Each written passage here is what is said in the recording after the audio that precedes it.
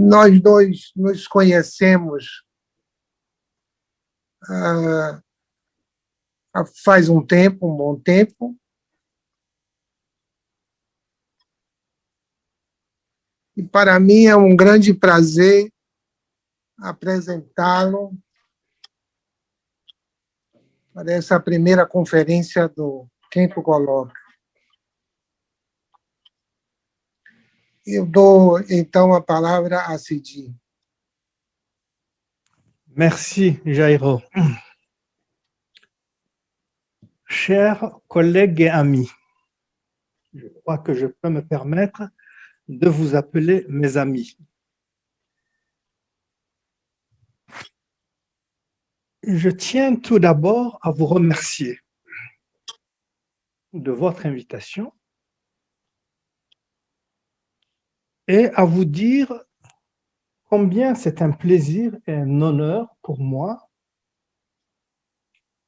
de participer en tant que conférencier invité aux travaux de votre 5e colloque.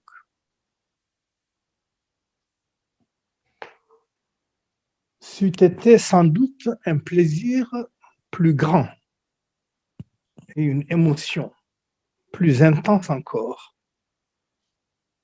si les circonstances avaient été plus favorables et donc si j'avais pu venir jusqu'à vous sur votre belle et chaleureuse terre du Brésil. Nécessité faisant loi, je vais me contenter de ce que la technologie nous permet de maintenir comme lien, et donc à vous parler à travers un écran.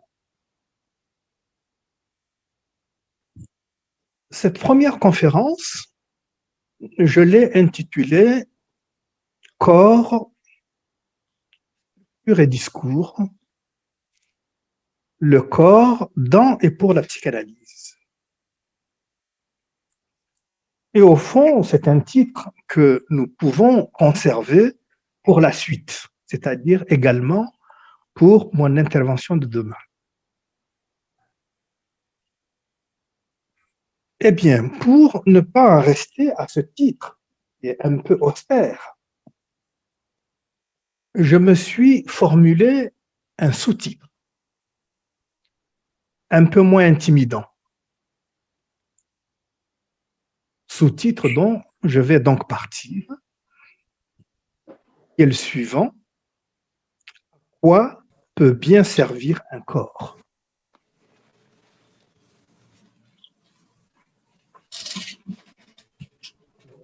Généralement, pour ne pas dire de manière classique, en lieu et place de la question que je propose d'examiner avec vous dans cette conférence, on a plutôt tendance à poser ou à se poser la question: qu'est-ce qu'un corps?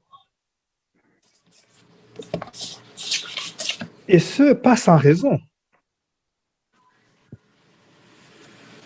En effet, il n'est pas facile de déterminer et de dire ce qu'est un corps, en particulier dans la psychanalyse. Non pas un corps au sens générique de ce terme, ou d'un corps au sens du corps humain.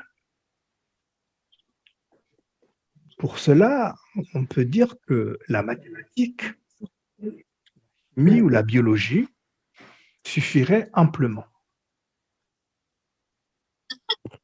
Mais pour répondre à la question, qu'est-ce qu'un corps? Qu'est-ce que le corps d'un sujet? C'est-à-dire, qu'est-ce que le corps d'un individu qui est affecté d'un inconscient, pour reprendre la belle formule de Lacan qu'il a posée dans son hypothèse, dans son séminaire encore, c'est autre chose. C'est une autre paire de manches, comme on dit en France. Et même ainsi formulé,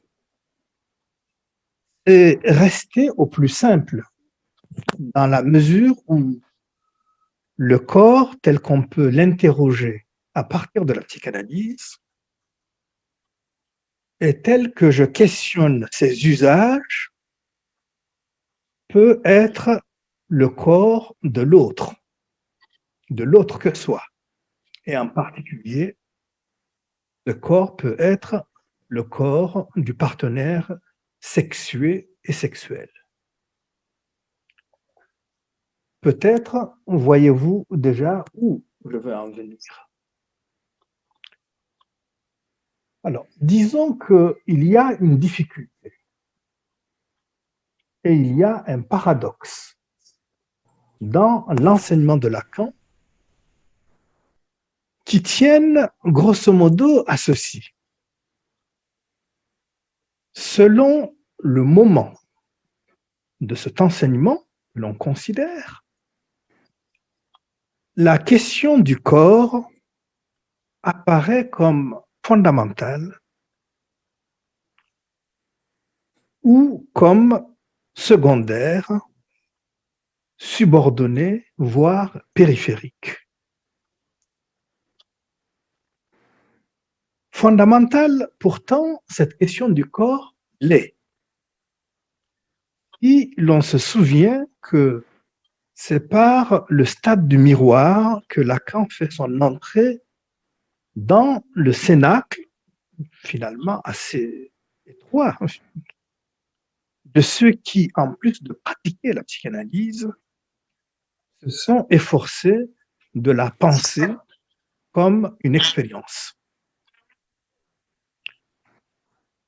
Or, si le stade du miroir, la phase du miroir, est surtout convoqué pour rendre compte de la formation du moi, que Lacan, dans le premier temps, appelait le jeu, on vient de ne pas oublier que cette constitution du moi,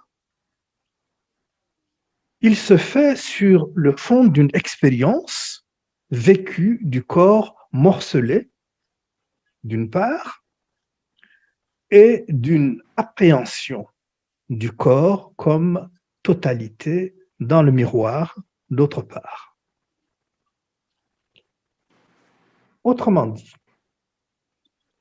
le moi, l'instance du moi comme instance imaginaire de la structure du sujet,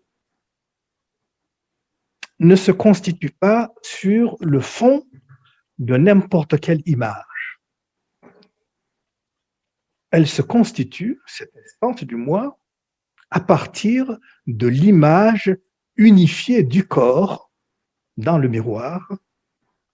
On peut dire que c'est le premier repérage. C'est-à-dire que l'instance du moi se situe dans la dépendance de la problématique du corps et de son image.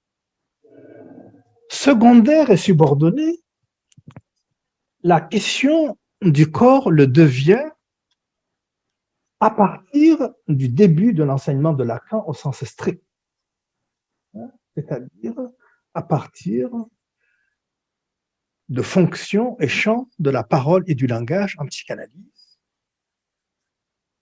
Et c'est sans doute à partir de ce virage que commence, me semble-t-il, ce que j'appellerais le malentendu.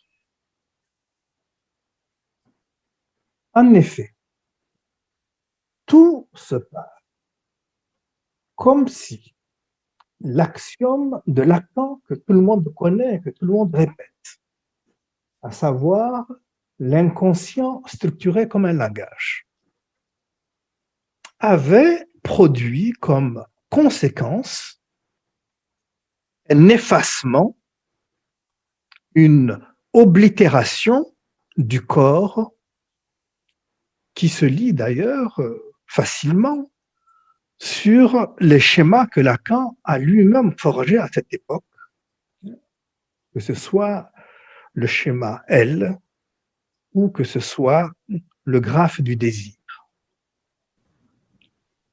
Central, enfin, je dirais que la question du corps le devient presque de manière paradoxale au moment où Lacan rectifie et corrige dans son dernier enseignement les excès et les interprétations hyperboliques de ce qu'on a appelé son premier classicisme.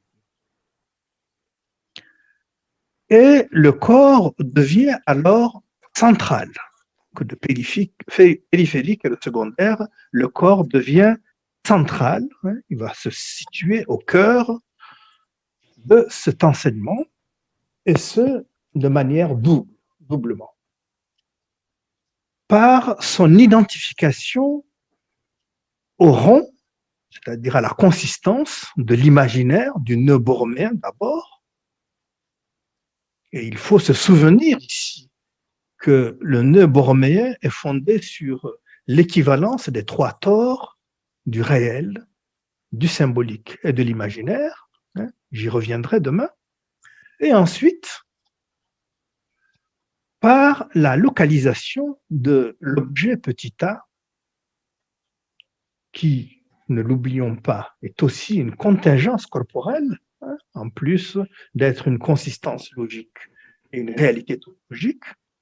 Donc, ensuite, par la localisation de l'objet petit a dans le trou central du tore, de l'enlacement des trois tores de l'imaginaire, du symbolique et du réel.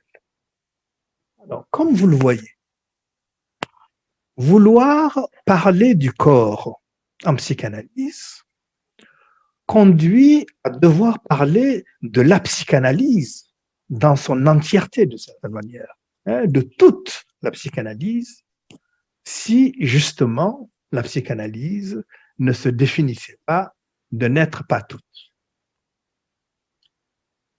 Alors, du coup, je me suis dit que sur un thème comme celui-là, il convient d'être modeste.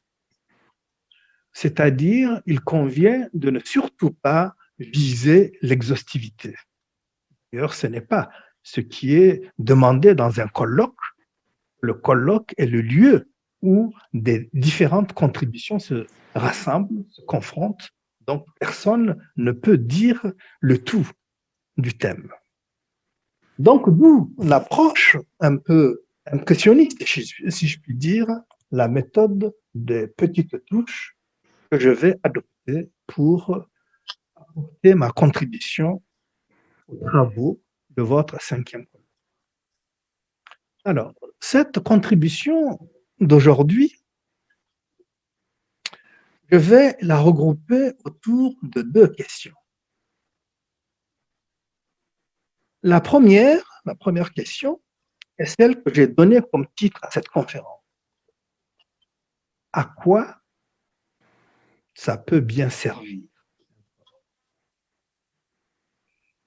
La seconde est plus fondamentale comme question. Je la formulerai de la manière suivante. En quoi la prise en compte radicale du corps conduit-elle à repenser la question de l'inconscient et donc à repenser la psychanalyse comme telle? Je vais donc commencer par la question qui m'est venue lorsque j'ai commencé à réfléchir à un titre de cette conférence, à quoi ça peut bien servir un corps. Au fond, si j'avais un esprit facétieux et provocateur, je situerais la réponse à cette question dans l'espace qui se dégage entre ces 2 signifiants qui ne se distinguent en français, je ne sais pas comment il en est en portugais, en français, les 2 signifiants que je vais prononcer ne se distinguent que par une seule lettre, jouer et jouir. Il y a le E du jouer qui, dans jouir, est remplacé par un I.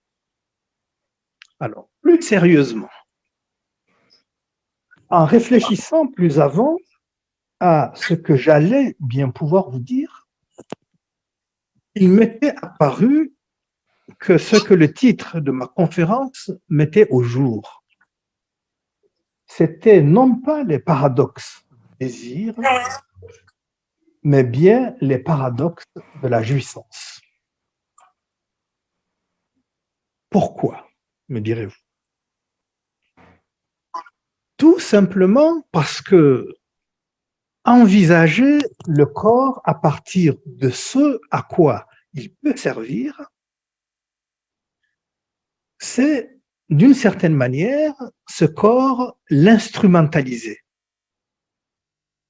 Donc, d'une certaine manière, c'est considérer le corps du point de vue de son utilité, ou en tout cas valeur d'usage, c'est-à-dire des services que ce corps peut rendre ou des fonctions auxquelles nous le faisons servir.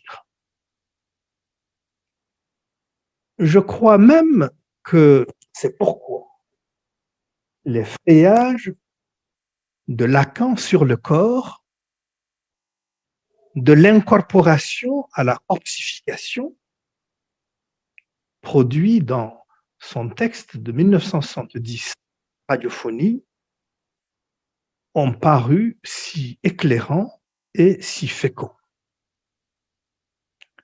Eh bien, à s'en tenir à cette élaboration qui est relativement tardive, puisqu'elle intervient en 1970, alors que l'enseignement de Lacan commence en 1953. Donc, à s'en tenir à cette élaboration,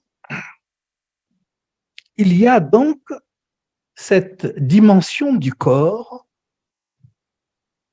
qui conduit au corps que l'on a. L'idée de l'appropriation, du verbe avoir, le corps qu'on a. Or, comme vous le savez, avoir une chose, dira Lacan, c'est pouvoir en faire quelque chose. Avoir une chose, c'est pouvoir en faire quelque chose. Et en effet, du corps, de son propre corps,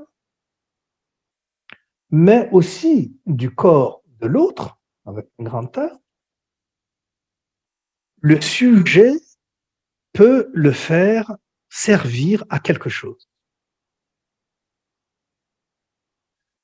À ceci près que ce à quoi il peut le faire servir se situe justement à l'opposé de l'utile.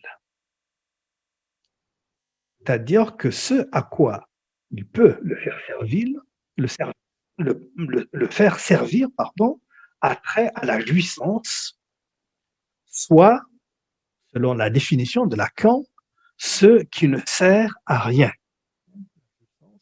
Renvoie à ce qui ne sert à rien.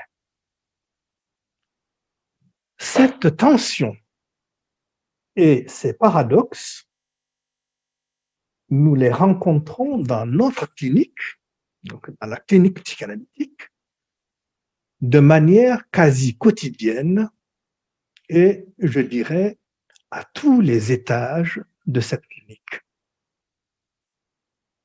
Et l'évocation de tel cas ou de telle vignette clinique, comme on dit, restera toujours en deçà de ce dont il s'agit et ne serait donc que mobilisation infructueuse de ce que Lacan a pu appeler, je le cite, la force, la carte forcée de la clinique. Donc, en lieu et place de cela, j'avais pensé vous parler d'abord de littérature, et en particulier de 3 ouvrages que j'avais trouvés tout à fait somptueux sur le thème du corps et de ses usages subjectifs. Et finalement, je ne vais en évoquer qu'un seul de ces 3 ouvrages, Il s'agit du magnifique livre de Brigitte Giraud qu'elle a appelé, elle a intitulé sobrement cet ouvrage Avoir un corps. Donc, ça tombe tout à fait à point par rapport à ce que j'ai à vous dire. Alors, le livre de Brigitte Giraud ne supporte pas d'être résumé ou même d'être commenté. C'est un livre qui se lit, si j'ose dire, qui se lit lentement, voluptueusement. C'est un livre qui se déguste.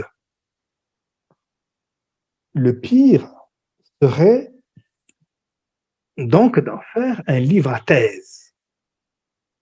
J'entends par livre à thèse un livre qui ne serait que l'illustration de thèses de philosophie, de thèses politiques, de thèses anthropologiques, ou même, en l'occurrence, pour nous, de thèses psychanalytiques. Alors, c'est vraiment loin de tout ça. En revanche, je dirais que c'est un livre qui pense. Surtout, c'est un livre qui fait penser. Ce livre part au fond d'un refus, voire d'une sorte de révolte, pas si rare que ça, d'être simplement défini par son corps, c'est-à-dire de se laisser réduire à ce corps. Toute la différence entre avoir un corps et pouvoir faire quelque chose de ce corps et d'être réduit à son corps, ce qui est une assignation. Vous avez un corps de femme, ou vous avez un corps d'homme noir ou d'homme blanc, vous avez le corps de ceci, d'un handicapé, on vous réduit à ce corps. Alors, objecter à cette réduction n'empêche pas que, comme tout le monde, Brigitte Giraud va devoir faire avec ce corps. Corps en mouvement, corps en travail et au travail, corps en attente,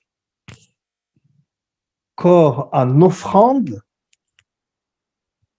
corps en douleur, corps en extase, corps en habitacle d'un autre corps, corps dont surgit un autre corps,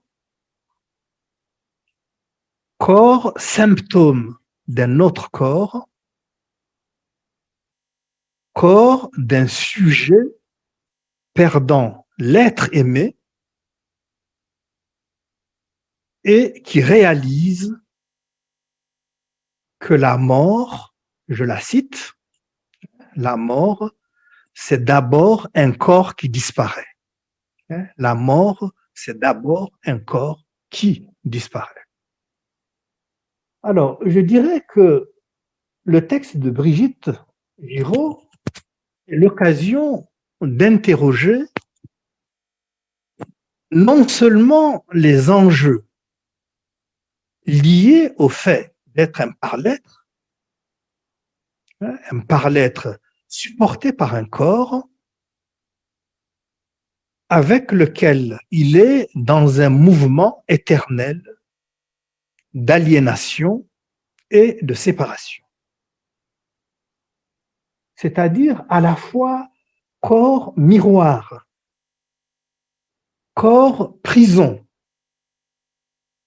corps allié, corps ennemi, corps lien, corps plaisir,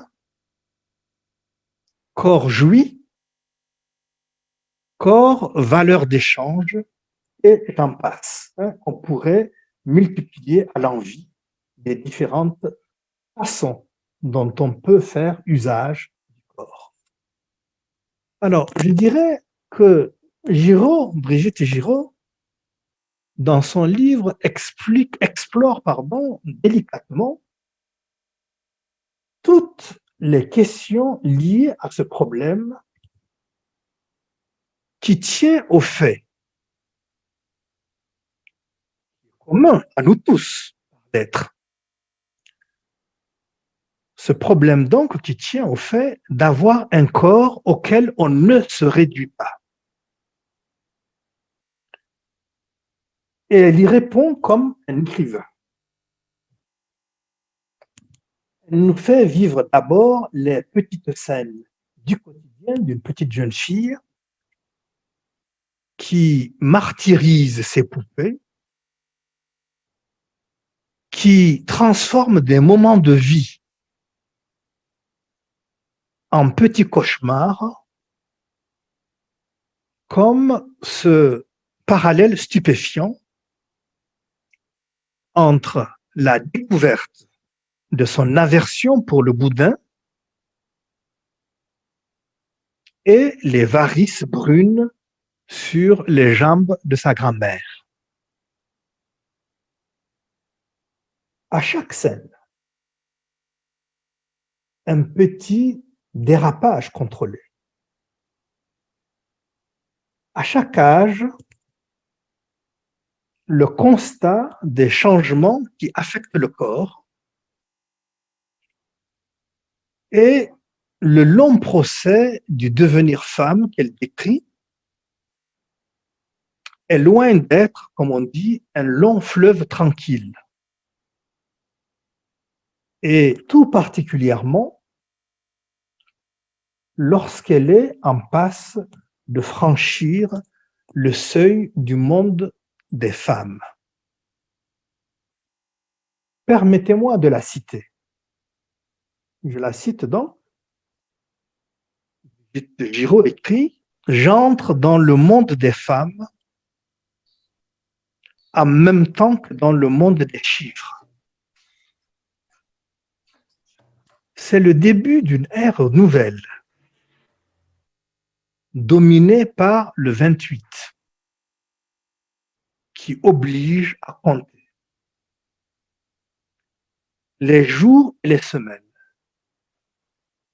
la régularité, les retards, les aménorrhées. L'existence s'installe dans un rythme nouveau.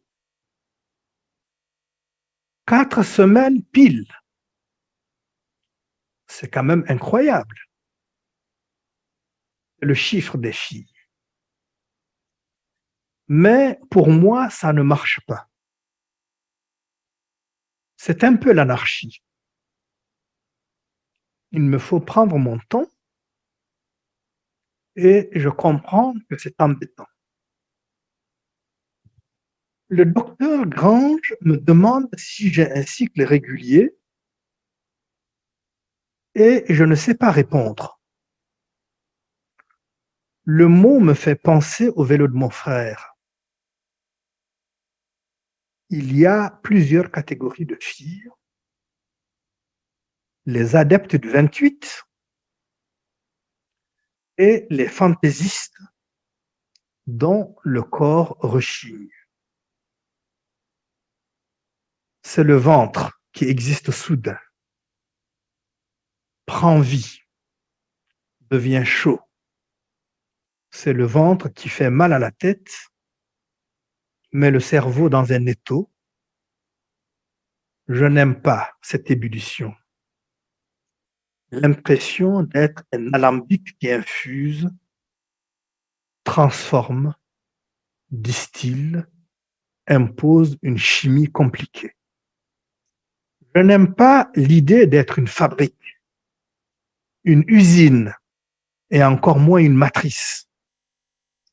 Les filles sont indisposées, comme on dirait indisponibles ou empêchées. On dit aussi que les filles sont formées. Cela est plus effrayant.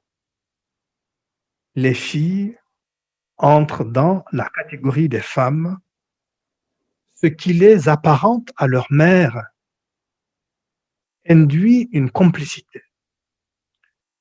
Ce n'est pas une intimité que je veux. Je ne vois pas comment partager. Je pressens que cette appartenance est encombrante. Il va falloir me sauver. Fin de citation. Alors, rien d'exceptionnel ou d'extraordinaire pourtant dans la vie de cette copine, la vie ordinaire d'une jeune femme dans une ville française des années 1980. La rencontre de l'autre sexe, les premiers émois amoureux, la tension entre le savoir scolaire sur la reproduction et l'expérience du sexe dans la rencontre des corps, l'a conduit à écrire ceci. Permettez-moi de la citer une deuxième fois. Les cours de science parlent enfin du corps. Il ne s'agit plus de paramécie, d'organismes vivants microscopiques, ni même de grenouilles, mais de l'homme. Il ne s'agit plus de digestion ou de la respiration, mais de la sexualité. Le professeur en blouse blanche sur l'estrade, chargé de transmettre à 30 élèves comment un spermatozoïde féconde un ovule. Et ce qui se passe juste avant. Il s'agit d'un cours sur la reproduction finalement, et non pas sur la relation sexuelle. Se reproduire et faire l'amour ont un dénominateur commun, appelle la verge et le vagin. Il s'agit pour le professeur de braver la gêne des adolescents, de leur enseigner un domaine que chacun fait semblant de connaître. Nous avons tous peur de paraître idiots. Alors, nous prenons des notes en baissant la tête, la mine détachée. C'est la première fois qu'un adulte me parle de la contraception, dessin à l'appui, la méthode Oginok-Notes, qui, d'après le professeur, a repeuplé la France après la guerre. Nous nous esclaffons avec lui. Admettons que nos parents sont des demeurés, lâchant un peu de la pression qui nous oppresse. Je découvre avec stupeur que le risque de grossesse n'est pas permanent. Il suffit de savoir calculer la période d'ovulation. Fin de citation. Alors, ce que Brigitte Giraud est amenée à scruter, c'est aussi la vie de son couple. L'histoire, finalement brève mais intense, avec celui qu'elle appellera tout le long de sa vie et du livre, le garçon. De cette union naîtra un fils qui s'appelle Yoto. Et dès lors, elle n'aura de cesse d'interroger son être femme à l'aune de ces deux êtres, les deux hommes de sa vie.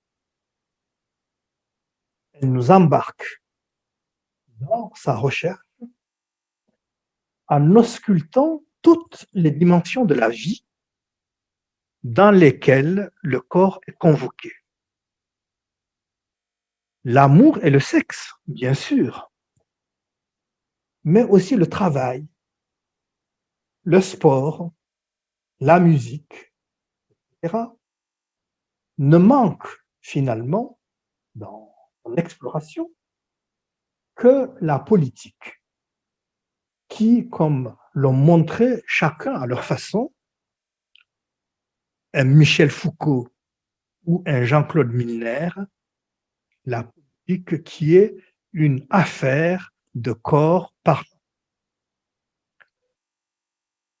Au bout, on réalise, presque avec une certaine surprise, que les approches disciplinaires du corps, y compris ce que nous en disons nous-mêmes à partir de la psychanalyse, les approches disciplinaires du corps sont donc bien pauvres au regard de ce que la littérature, l'écriture peut en explorer et en livrer. Alors, le problème, me direz-vous, c'est où est l'inconscient dans tout ça? Puisque ce qui nous intéresse en tant que psychanalyste, d'abord, ce qui a rapport avec l'inconscient. Question importante, question essentielle même. C'est pourquoi j'en viens à présent à ce qui constitue, ce qui me semble le plus proche du thème que vous avez choisi pour votre 5e colloque. Et je commencerai par une question simple. Qu'est-ce qui justifie que l'inconscient, et pour nous, inconscient veut dire d'abord inconscient freudien. Donc, qu'est-ce qui justifie que l'inconscient, ou inconscient freudien, puisse être mis à l'épreuve du corps? En effet, si Freud a reconduit, sans le thématiser de manière expresse, ce qu'on a appelé le dualisme du corps et de l'esprit, ou le dualisme du soma et de la psyché, il me paraît difficile de considérer que le corps fut pour Freud un réel problème. Sans doute, Freud a pu éprouver à certains moments une certaine difficulté à articuler de manière précise le corps et le psychisme. Sans doute aussi que Freud éprouva une certaine insatisfaction à rendre compte de certains phénomènes à partir de la notion qu'il a inventée, la notion de conversion, c'est-à-dire ce qu'il définit comme le saut du psychique au somatique, qui est à la base de ce qu'on a appelé l'hystérie de conversion, comme chacun le sait. Alors, il reste néanmoins que, pour l'essentiel, ce que Freud a découvert sous le nom d'inconscient, s'il constitue un champ nouveau, une perspective qui subvertit l'étude et les pratiques de la subjectivité, l'inconscient donc se situe dans ce que j'appellerais un rapport de continuité-discontinuité, un rapport d'aliénation, séparation avec le corps. Pour représenter les choses très simplement, je dirais que l'inconscient est présenté par Freud soi-même comme un lieu psychique séparé. Lieu qui doit sa constitution à cette opération dynamique qu'il a appelée le refoulement. Or, qu'y a-t-il, qu'est-ce qu'il y a dans ce lieu qu'on appelle l'inconscient, ce lieu de l'autre? Autrement dit, qu'est-ce que le refoulement déverse dans ce lieu. La thèse de Freud, vous le savez, est que ce que le refoulement fait passer à l'inconscient, ce sont des représentations. Ou plus précisément, ce qu'il appelle des Vorstellungsrepräsentanzen, des représentants représentatifs ou des représentants de la représentation, si on s'en tient à la définition proposée par Lacan. Alors, il ne me paraît pas nécessaire de rappeler et d'épeler pour vous tout le processus, qu'il suffise simplement de rappeler qu'il ne s'agit pas de représentation ex nihilo, et c'est ce point qui m'intéresse. Pourquoi j'aimerais insister, il ne s'agit pas de représentations qui viennent de nulle part, il s'agit de représentations pulsionnelles. C'est à partir de la pulsion que le corps et l'inconscient trouvent dans notre champ à s'articuler, depuis Freud. Simplement, c'est pour cela qu'il est nécessaire de reprendre ces choses qui semblent établies. Pour le cinquième colloque, il est utile de rappeler un certain nombre de choses avant de faire des frayages, d'avancer.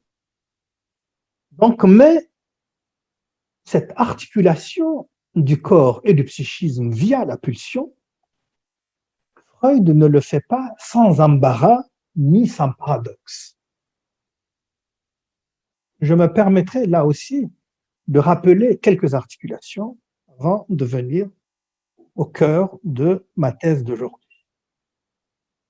Alors, je dirais qu'à propos du corps, dans la clinique et dans la théorie psychanalytique, il est possible de soutenir au moins deux propositions, pour ainsi dire, radicalement opposées. La première consisterait à dire que du corps,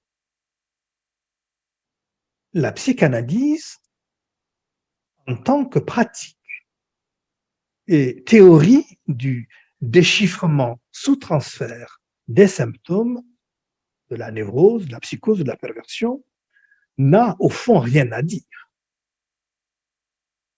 En effet, il est tout à fait concevable de penser avec Freud que le corps comme tel se situe aux frontières, voire en dehors du champ de la psychanalyse. Ainsi,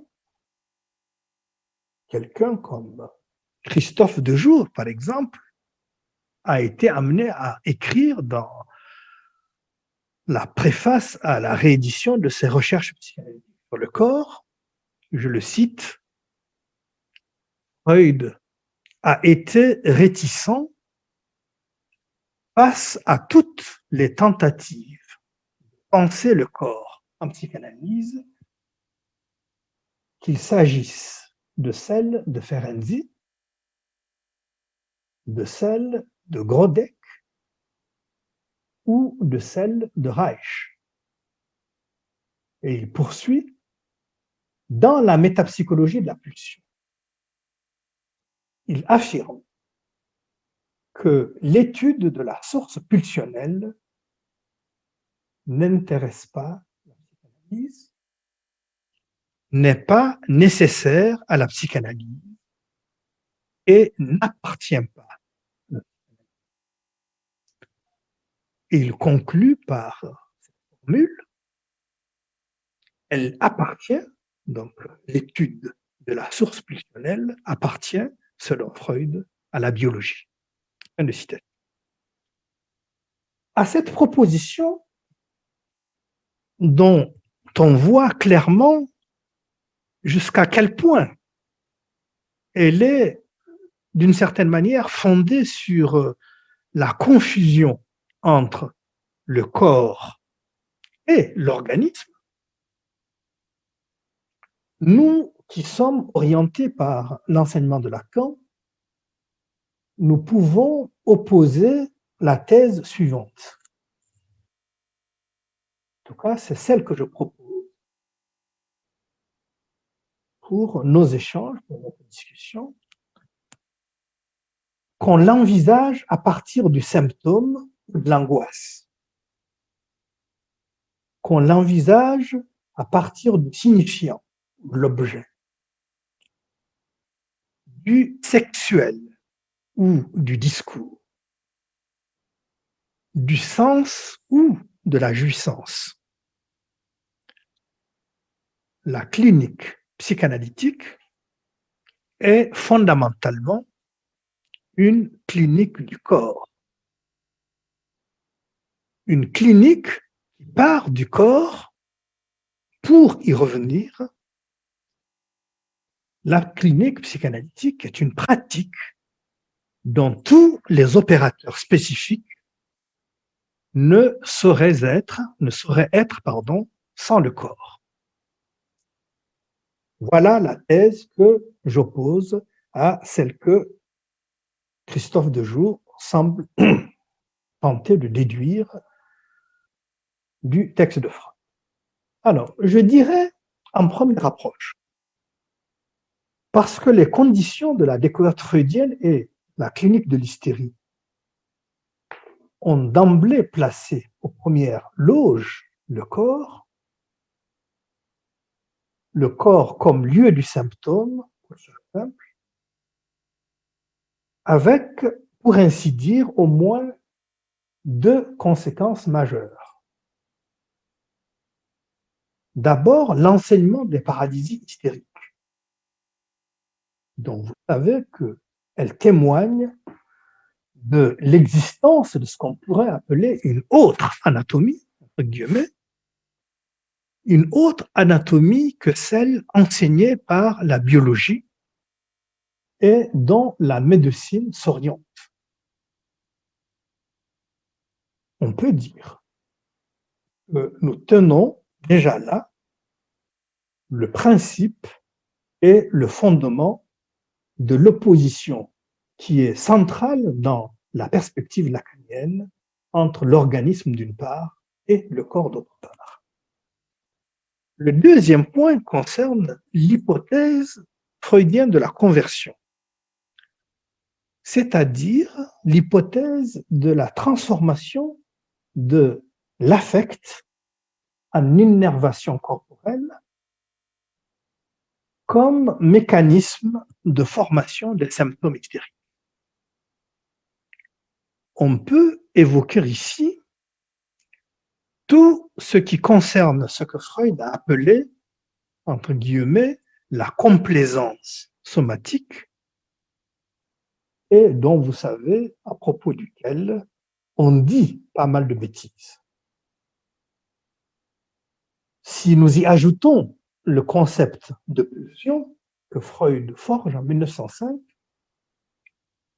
mais aussi celui du narcissisme qu'il introduit en 1914,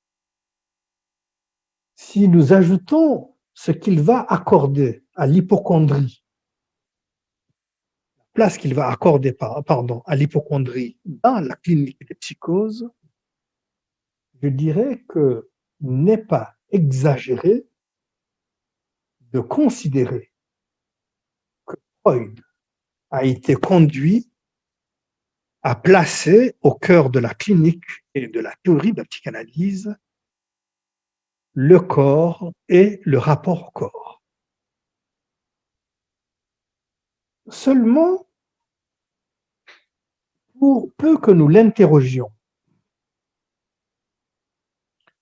on s'aperçoit qu'il s'agit justement d'un corps qui met en question notre acception, notre conception naïve du corps et qui inaugure l'idée et le concept d'un corps totalement irréductible à l'organisme.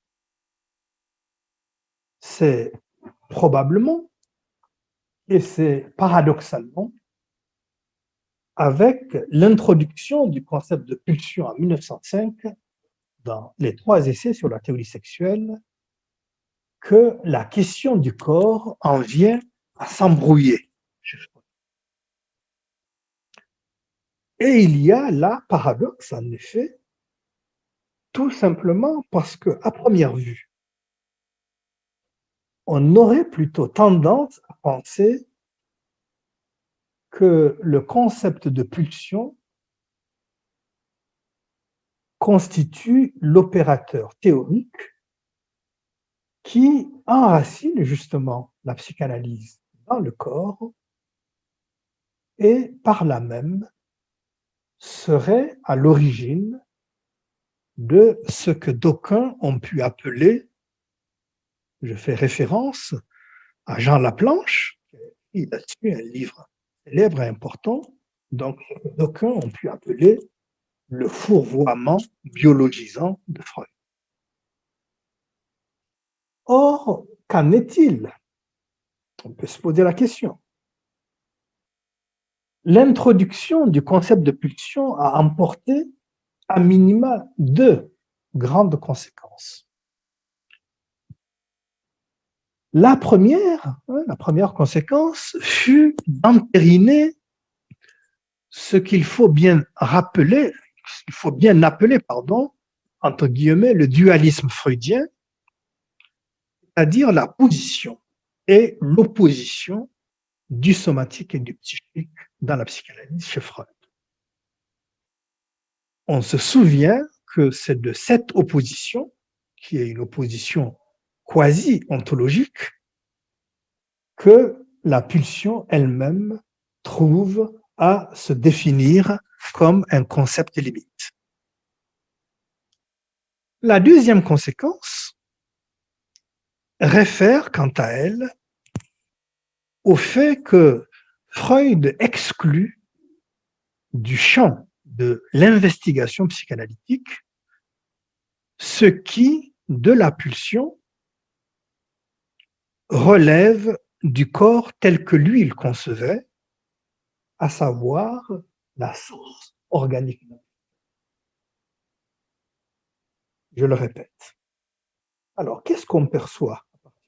À partir de là, on perçoit, me semble-t-il, et je crois que ce sera au cœur de tous les débats de ce colloque, la difficulté qu'a pu représenter pour Freud le fait de devoir penser le corps dans la psychanalyse. Tout le monde connaît bien sûr la thèse énoncée par Freud dans la trame de Jung, dans l'interprétation du rêve, thèse par laquelle, d'un seul même mouvement, il rompt avec la philosophie et avec la psychologie.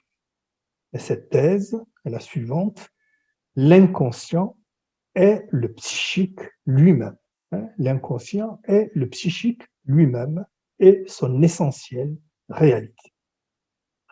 Or, cet inconscient, nous savons depuis que Lacan y a insisté que pour Freud, il est fait de pensée.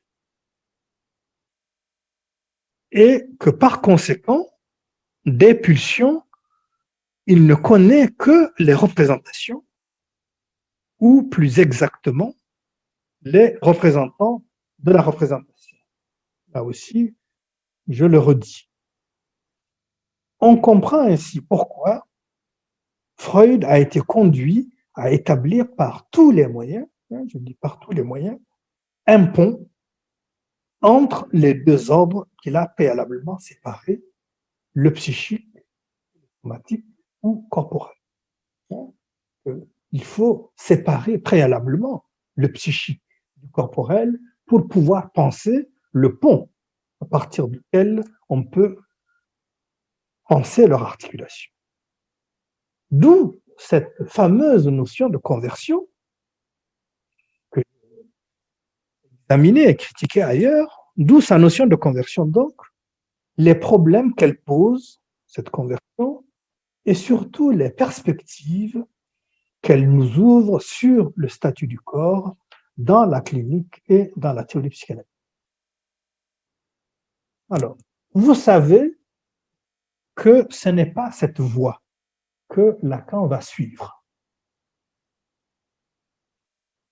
L'enseignement de Lacan ne se met pas en place sous le chef de la pulsion, au sens où la pulsion serait quelque chose d'organique, voire comme quelque chose d'instinctuel, comme on dit. L'enseignement de Lacan se met en place sous le chef du signifiant, sous le chef du langage et de la parole.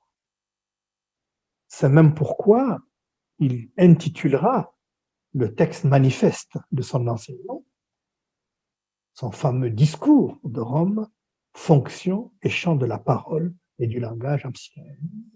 Aucune mention du corps dans ce texte. C'est ça qu'il faut que nous interrogions. Pourquoi le langage, la parole et un silence complet du corps?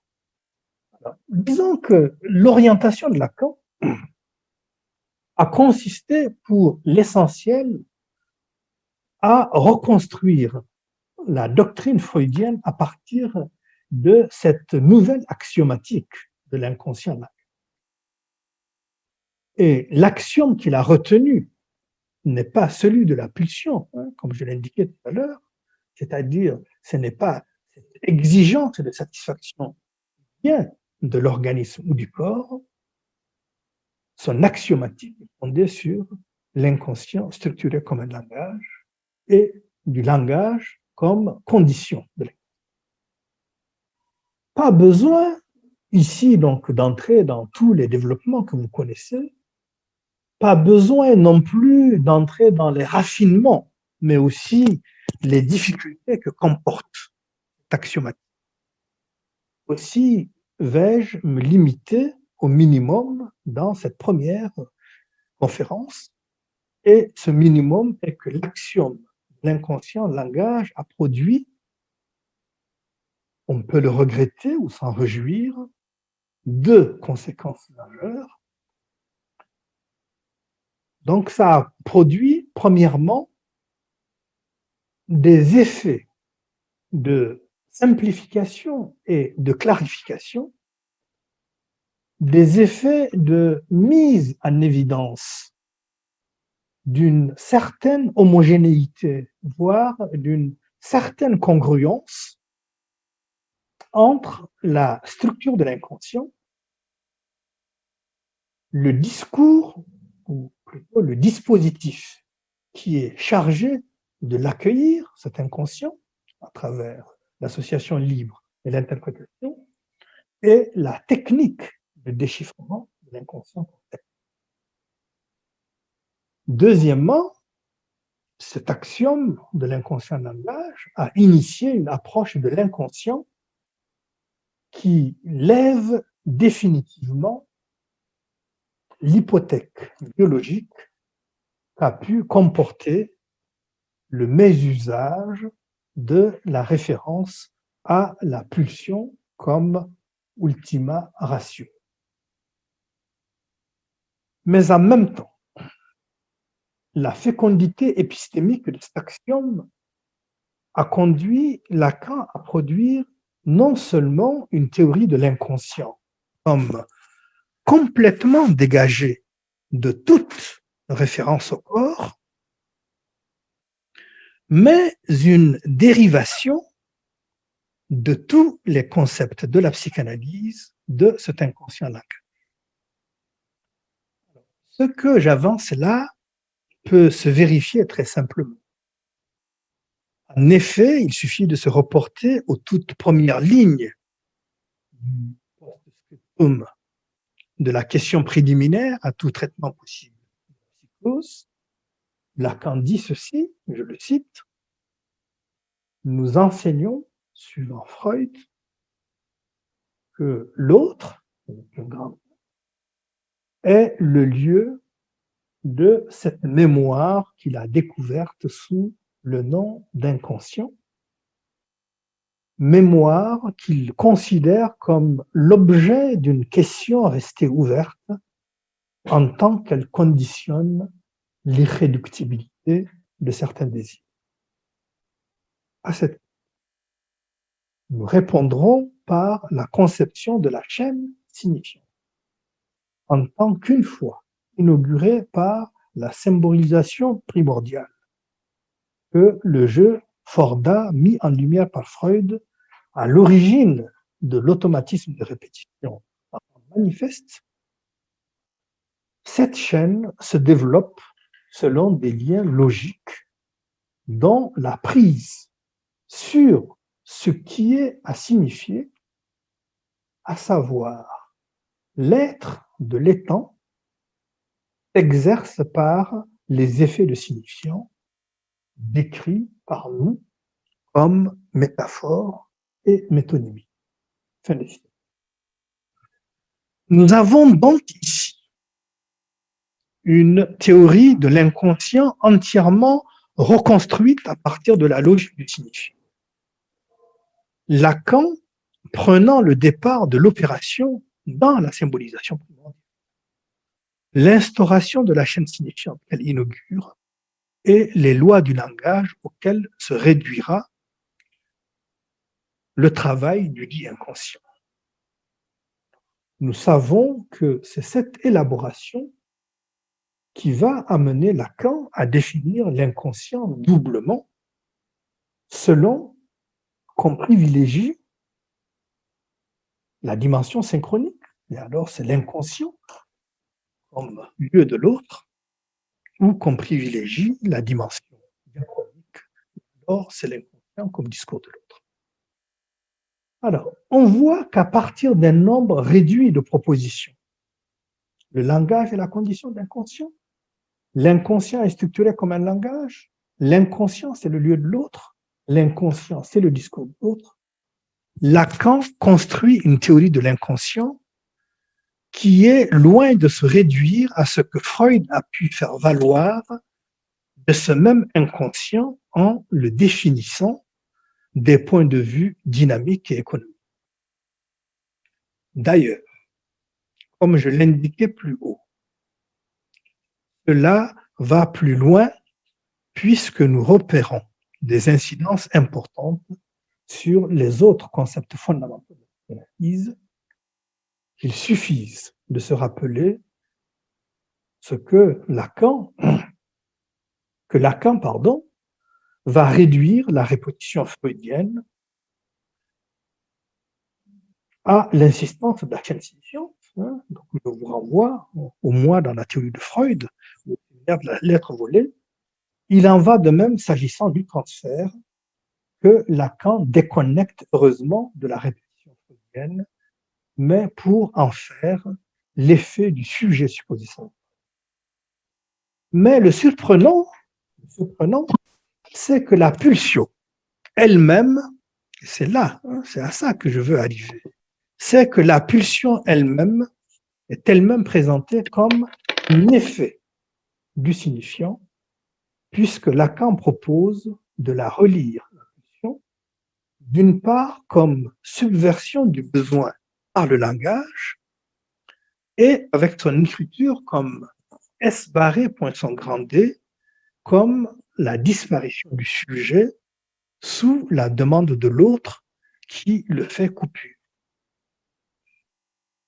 Si l'on ajoutait à tout cela la définition toute signifiante du sujet lui-même, en tant que représenté par un signifiant pour un autre signifiant, on est en droit de se demander où, quand et comment le corps est convoqué, reçu et éventuellement mis en jeu dans le cours d'une psychanalyse. J'espère que vous avez suivi mon argumentation et ma rhétorique. Ai-je grossi le trait?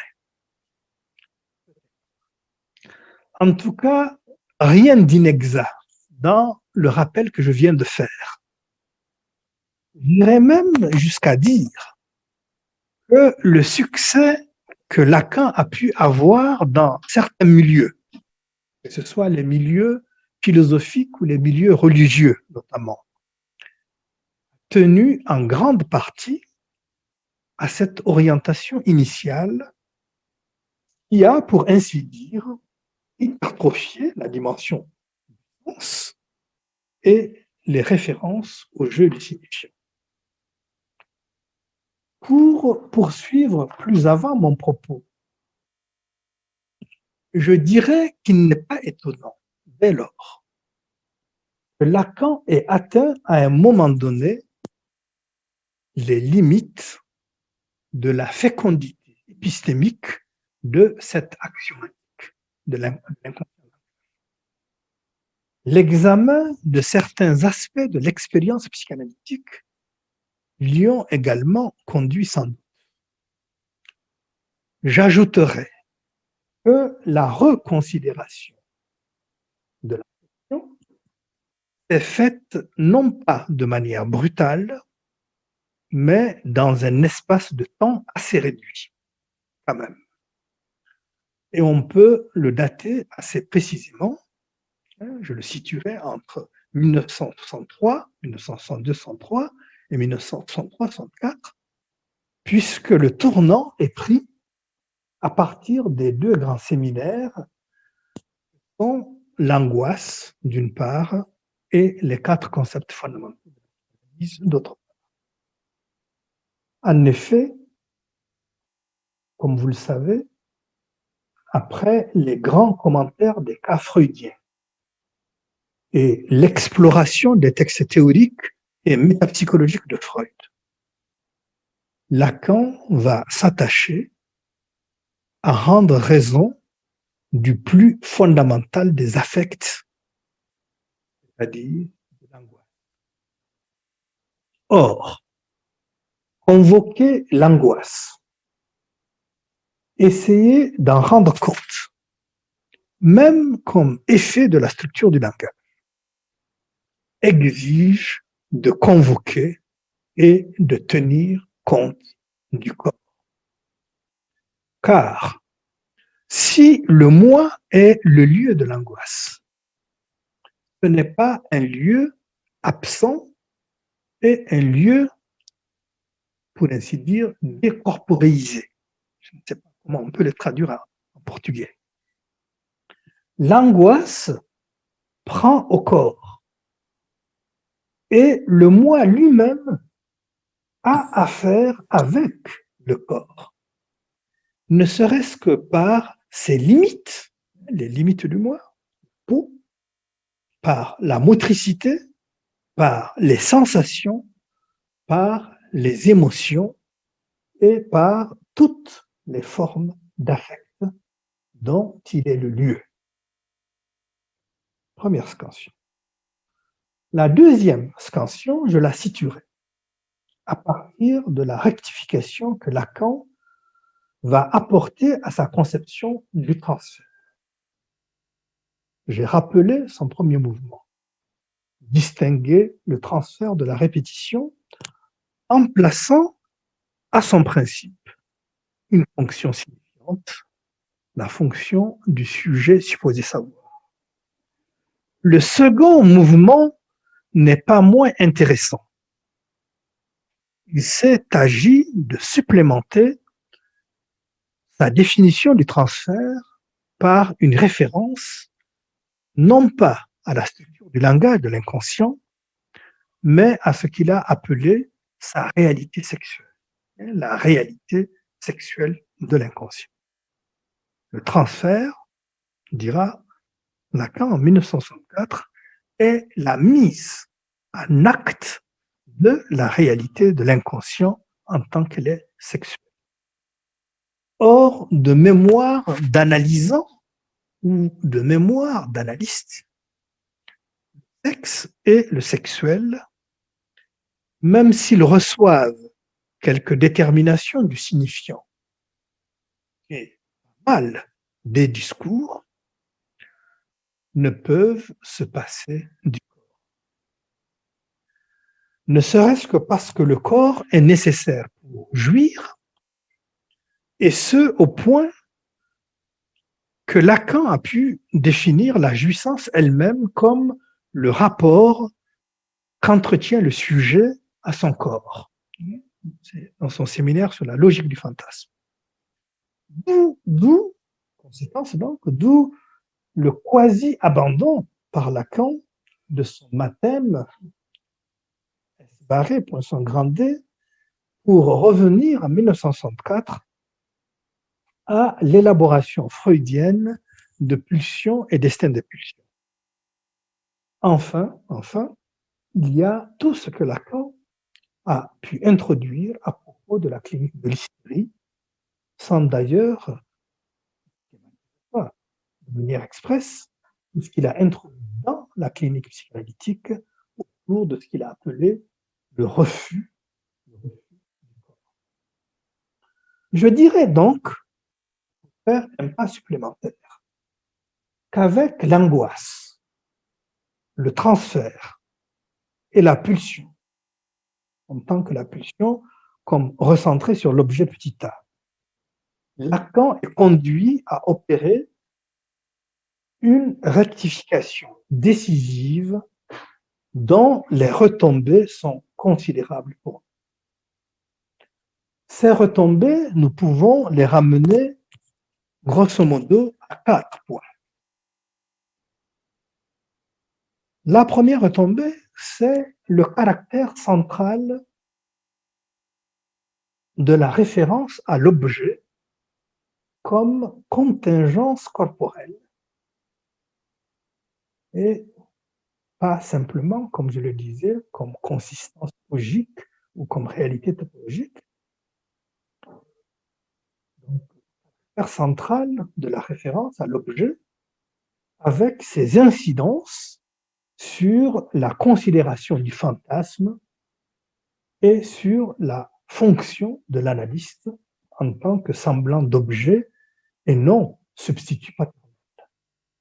Et même dans cette fonction de l'analyste, vous savez très bien que la question du corps est toujours présente, et ce, des entretiens préliminaires à l'interprétation ou selon les modalités de faire semblant de l'objet qui renvoie toujours à une contingence corporelle, notamment à la voix ou au regard.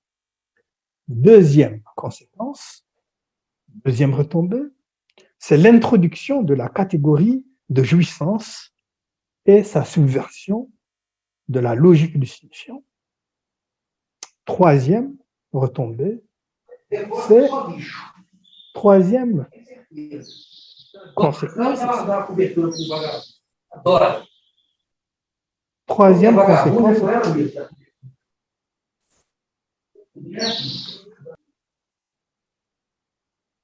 Troisième conséquence, troisième retombée, disais-je, c'est la catégorie de discours elle-même qui place au cœur du concept de lien social le lien entre deux corps, le corps de l'agent et le corps de l'autre, pas seulement le rapport entre deux signifiants.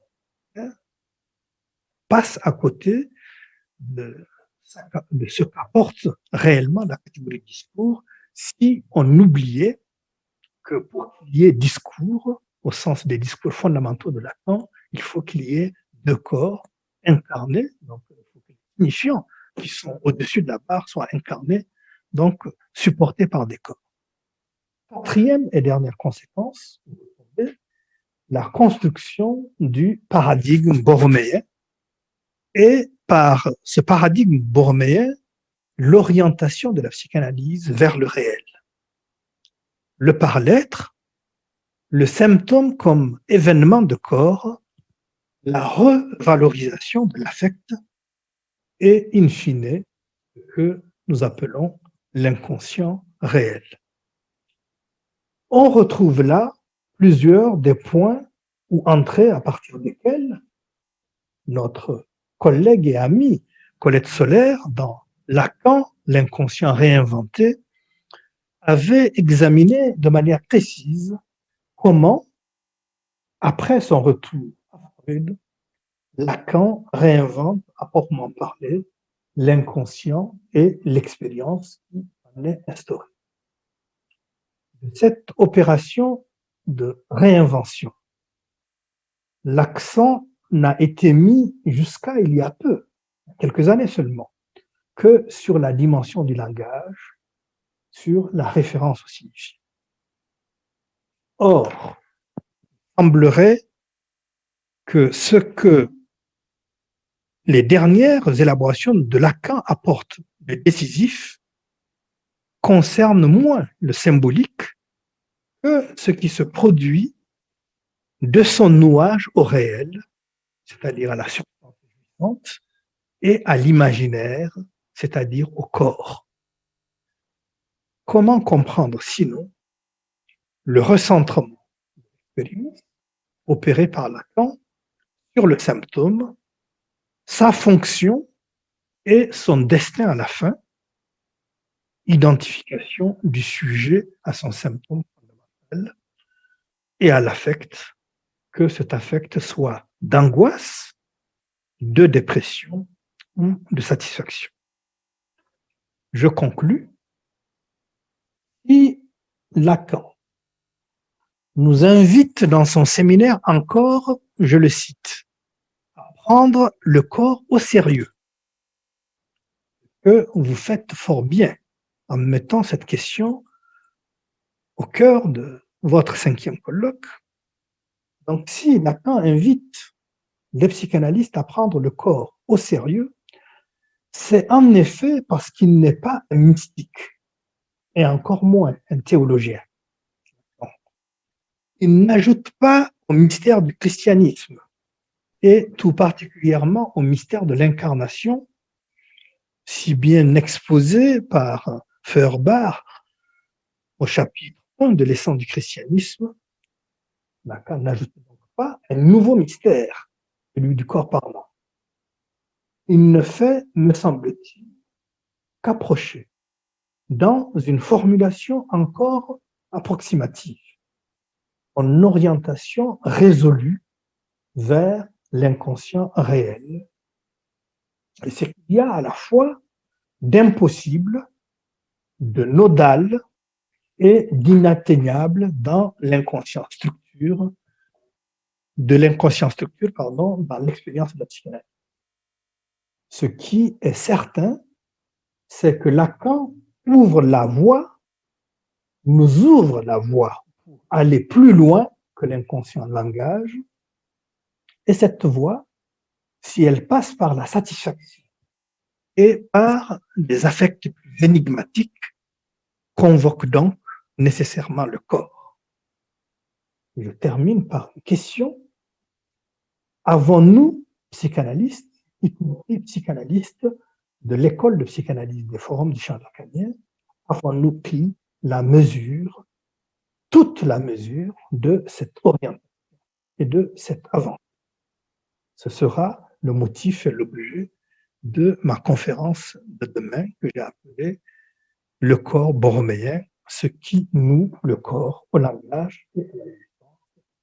Je vous remercie infiniment de votre attention. Obrigado.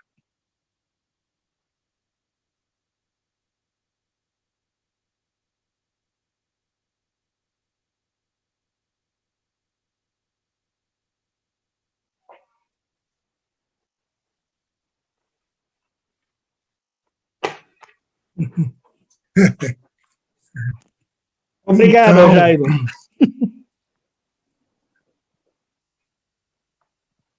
acabamos de ouvir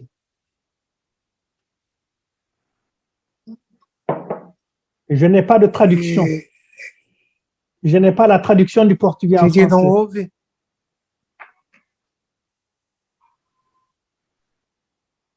Oi, Thelma. Agora vai ser frase a frase. Acho que é o Augusto que vai conduzir. Recebendo a tradução. Quem traduz para Cidi é Augusto? Cidi tem que passar, Jairo, o comando para...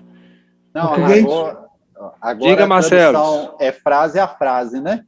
Sim. Então, todo mundo vai escutar o Jairo em português e o Augusto vai traduzir em francês. Todo mundo escuta ele também. E o Cidi vai estar conectado em francês também lá? Ele vai escutar os dois, em português, o Jairo, e o francês do Augusto. Ah, então o Cidi precisa aguardar o Augusto traduzir a fala de Jairo. Certo, mas Isso. eu não estou aparecendo na tela. Não, pode ficar tranquilo que nós estamos te escutando. Certo. Por favor, Jairo.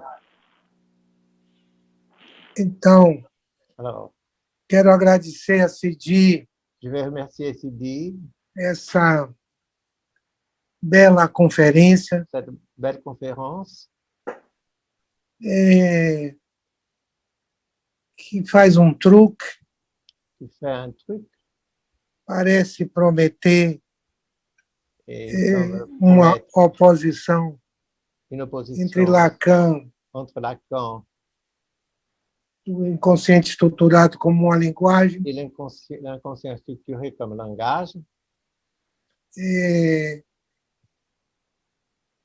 um Lacan que não et Lacan qui valoriza a pulsão, ne met pas en valeur la fonction, um corpo, un corps, para concluir, pour conclure, ao contrário, au contraire, que se trata em Lacan de uma redefinição il s'agit do chez corpo Lacan d'une redéfinition du corps através travers 4 pontos que ele evocou. les 4 points qu'il a évoqués.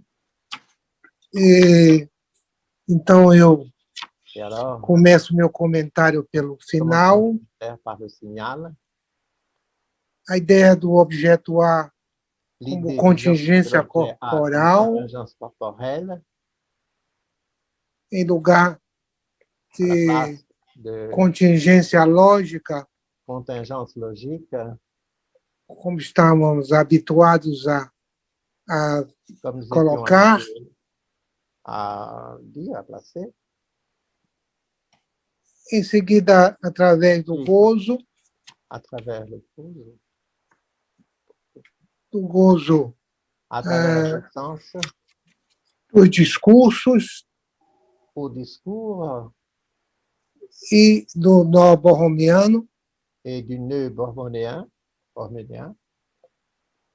para chegar à substância gozante, pour arriver à la substance jouissante, que foi seu modo de reencontrar qui a été em sa manière Lacan, de retrouver chez Lacan, reencontrar o retrouver corpo le corps e exemplificar et com os et afetos avec les affects da angústia, de l'angoisse, da tristeza de la tristesse e da satisfação. et de la satisfaction. Então, chamei de truque esse aparente engodo que ele nos fez Cet apparent de erreur qu'il a énoncé, se afastar do corpo, de s'éloigner du corps, tal como colocado em Freud. tel que l'on voit chez Freud, Parecia que ia nos mostrar que em Lacan que nous allions jouer chez Lacan. só importava a linguagem Il n'importait que le langage, le e o contexte significante, et le signifiant, mas depois mais ensuite, conclui il conclut trazendo en apportant a substância gozante. la substance jouissante. Mas eu queria fazer Mais je voulais faire percurso un intercours pelos pontos que ele levantou par les points durante qu'il a sua conferência, fait pendant sa conférence, les points qu'il a soulignés pendant sa conférence, a começar pela pergunta à commencer par que la ele se question faz qui se pose e que propõe como et qui uma propose espécie de subtítulo comme une espèce de de sua conferência, dans sa conférence, Para que serve um corpo? À quoi sert un corps? Nesse momento ele cita En ce moment, il Rosa cite Guitar, Rosa Guitar, que eu não conheço, que je ne connais pas, e que talvez ele possa et peut-être situá-la um pouco la situer un peu na resposta a esses Essa breves resposta. comentários. à ces beaux commentaires. Depois, em segundo lugar, Ensuite, en second lieu, ele tem o cuidado de diferenciar il a le soin de faire la différence ter um corpo entre un corps, de ser um corpo. d'être un corps. É um assunto que interessa muito de perto, também me interessei por isso. O homem tem um corpo, não é um corpo, tem um corpo. O corpo é alguma coisa que ele pode manejar. Que peut manier. E aí também, nesse momento, ele Et alors, en ce moment, il cita Brigitte Giraud, Brigitte Giraud, que tem um trabalho, um livro sobre esse título. Il y a un travail, un livre sur ce titre. Ter um corpo. Par le corps. Se houver tempo, se ele quiser, vale a pena dizer duas palavras mais sobre essa diferença. Sur cette différence. Em terceiro lugar, troisième lieu, j'aimerais ele diferencia muito claramente très clairement em Freud, chez Freud, corpo e alma. Le corps et l'âme. O corpo e psique, psiquismo. Le corps et le psyché, le psychisme. E para procurar com Lacan fazer a conjunção, faire la conjonction, não separar ne pas séparer corpo e psique. Corps et psyché. Mas o ponto mais alto, mais importante de sua exposição de son exposition está em explorar a diferença explorer la différence entre corpo e organismo, entre corps et organisme, o que nos conduz nous conduit em psicanálise a uma noção de corpo completamente distinta da noção do seu uso em medicina. O corpo que nos interessa, ele disse, não é o organismo. Il dit, ce n'est pas l'organisme. Por fim, partindo do inconsciente estruturado como uma linguagem, ele vai reconsiderar em Lacan o conceito de pulsão, le concept de pulsion, a partir do matema S barrado, função de D. Fonction de D. D maiúscula. D majuscule. E assim, reler o conceito de pulsão de Freud. O conceito de pulsão chez Freud. Isso lhe leva ao afeto da angústia. Un affect de l'angoisse, pardon. E por aí ele evoca o corpo. Et de là, il évoque le corps.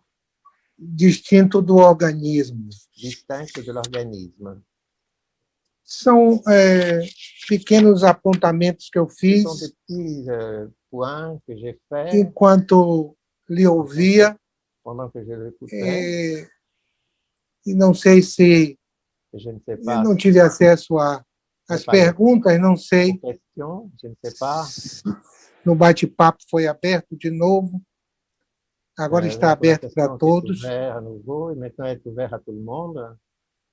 Eu lhe devolvo a palavra para saber se você quer fazer alguma consideração Para savoir si vous voulez faire quelques considérations a partir do que eu disse, à partir de ce que je viens de dire.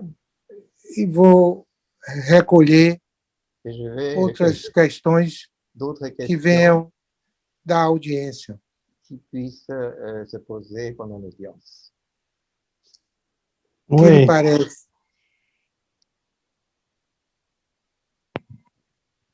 Merci Jairo pour Obrigado, Jairo, ton commentaire pelo seu comentário. tout à fait précis de ce que j'ai essayé de transmettre. Do que eu tentei transmitir. Je crois que tu as rappelé les différentes Eu articulations relembrei as diferentes articulações de ma conférence de minha conferência. et finalement, Finalmente, je ne peux que reprendre ce que j'ai dit, eu au só fond, posso retomar o que eu disse, no fundo. puisque ce que tu as repris Pois o que você retomou, condense de manière admirable ce que j'ai essayé de transmettre. aliás, de uma maneira admirável que eu tentei transmitir, Si je veux dire autrement que ce quero que dizer de j'ai outra écrit, maneira, o que eu escrevi, l'idée de ma conférence, a ideia de minha conferência c'était quand même de poser era de pôr qu'il a été que foi reproché à Lacan em oposição à l'enseignement de Lacan, ao ensino de Lacan, d'ignorer le corps, ignorar o corpo, d'ignorer les affects, de ignorar os afetos, et donc de se présenter comme une conception intellectualiste de la psychanalyse. de se apresentar como intervenção intelectualista da psicanálise. Ce courant a été, notamment en France, Essa corrente foi notadamente em França, représenté par tout le courant, tout le groupe autour d'André Green de André Gris ou de Pontalis. ou pentalismo.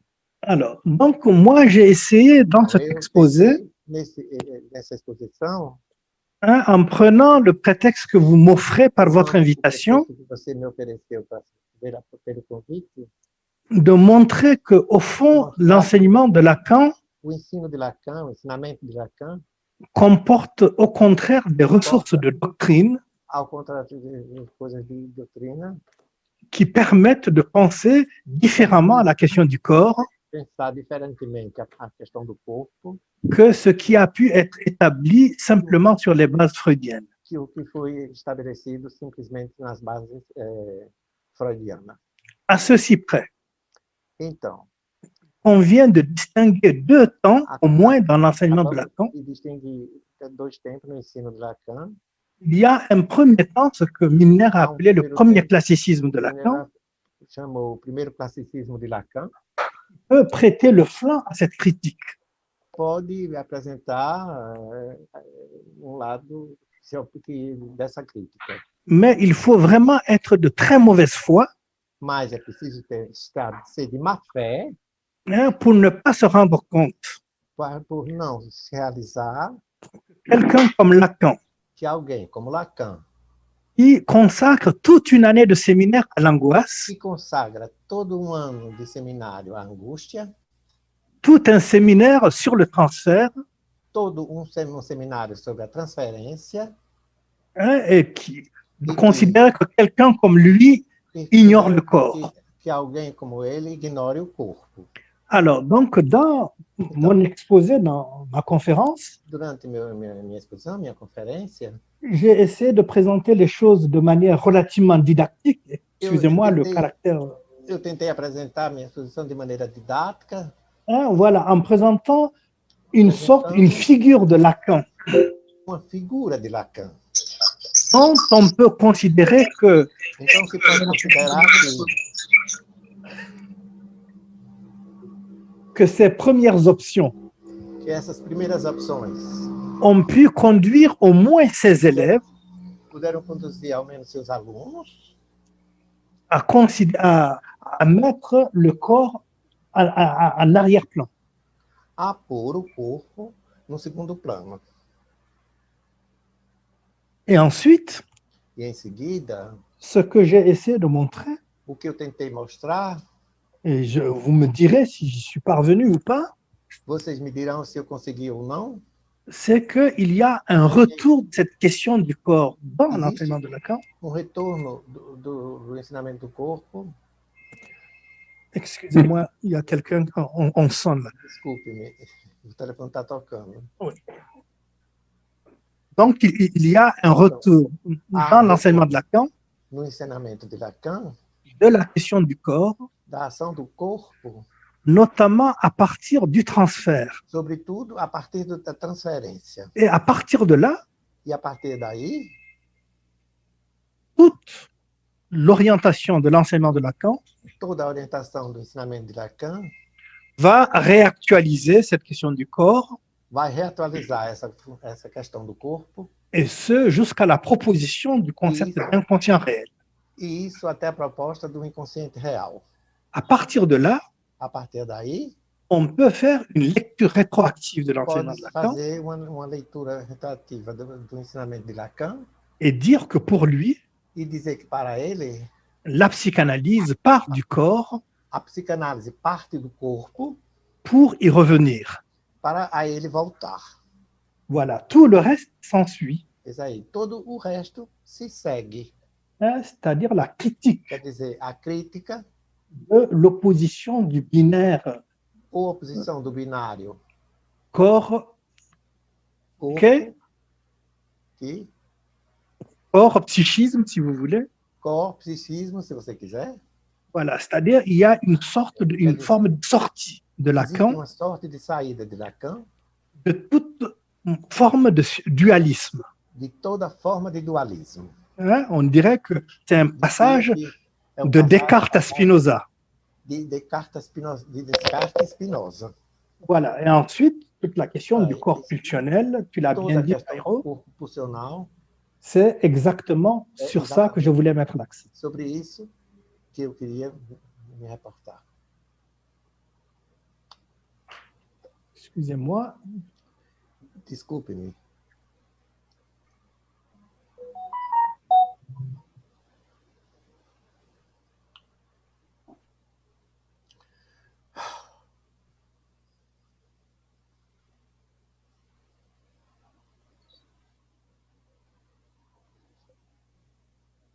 Está fechado. Então, Cidinho, vou ler para você uma pergunta de Ângela Mucida, Une question do SIDA. que diz... Que diz... Oui, Oui, Mucida, Eu vou você écoute. quer falar? Você quer que eu leia ou você quer falar? parlez ou vous voulez que je vous Ângela. dise? Ângela. Ângela Mucida. Ah, ah, sim. Obrigada, Jair. Mas você podia ter falado, fala bem. Vous parlez bien. Então, Cidi, muito obrigada pela conferência, Merci beaucoup pour la conférence. excelente conferência. Excellente conférence. E eu fiquei pensando se nós podemos deduzir Déduire se a contingência corporal, la contingence corporelle, efeito da língua sobre o corpo falante, effet du langage sur le corps parlant, seria a fórmula lacaniana mais radical plus radicale. para tratar Pardon, je n'ai pas perturbação. bien entendu. Vous pouvez reprendre, s'il vous plaît? Eu não ouvi bem, você podia repetir? Seria a Oui. fórmula lacaniana La mais formule radical plus radicale para destacar pour détacher a perturbação la entre perturbation entre le moi, organismo e corpo. entre le moi, l'organisme et le corps. Se aí, né, falando dessa contingência, se não se trata de um Il ne s'agit corpo pas d'un corps aestrutural, structural, efeito do inconsciente real. effet de l'inconscient réel. E aí eu gostaria, se possível, de te ouvir um pouco sobre essa relação entre contingência entre contingência corporelle, sintoma, e o saber se virar com o corpo. et le savoir se débrouiller avec le corps.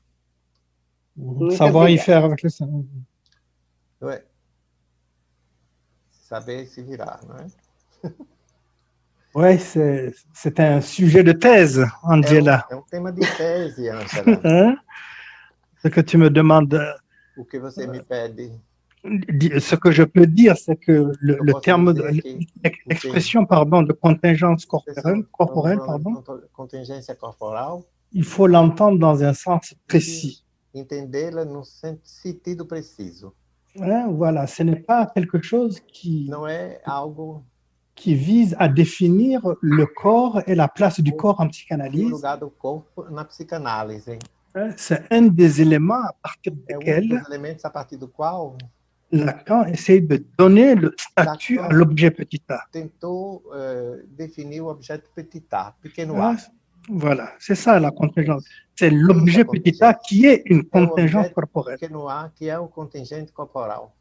Bon, concerne la question de l'organisme du A corps, questão do organismo do corpo, Jairo en a parlé déjà. Jairo falou disso já, Il me semble que c'est au cœur que está no coração de ce que Lacan a essayé de que promouvoir Lacan tentou dizer pour donner un statut proprement psychanalytique au corps.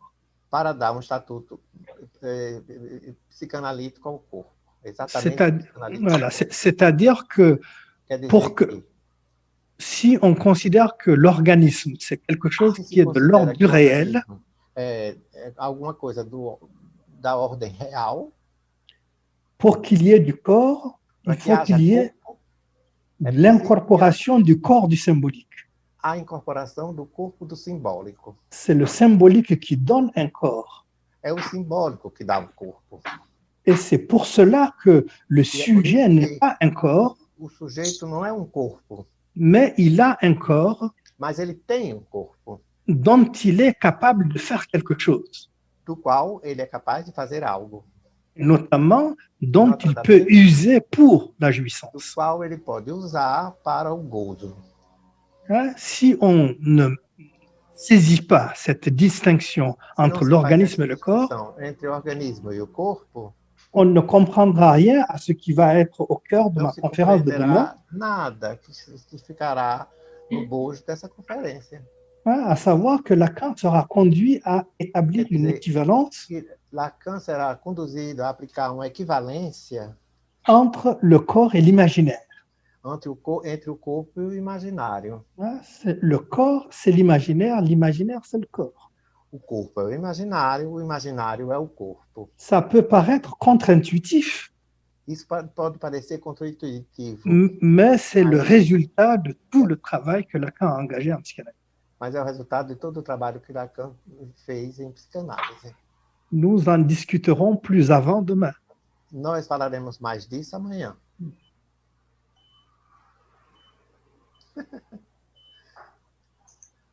Ok, Sidi.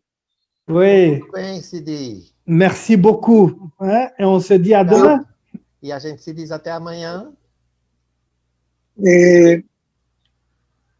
Alguém mais queria conversar com você, se for possível?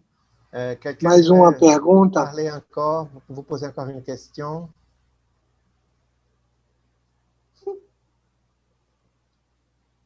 Pode ser?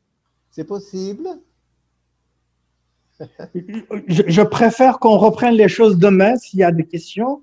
Je vais me libérer pour avoir un temps plus grand parce que je n'ai pas organisé mon après-midi Eu não organizei minha tarde. d'une manière qui permette de poursuivre la conversation avec eu vous. possa continuar a conversa de maneira mais intensa. Tá bem, muito obrigado. Até amanhã. Merci à vous. beaucoup. À demain. À demain. Merci beaucoup à vous. Muito obrigado. Allez, à demain. Au revoir. Até amanhã. Ciao. Tchau. Até logo.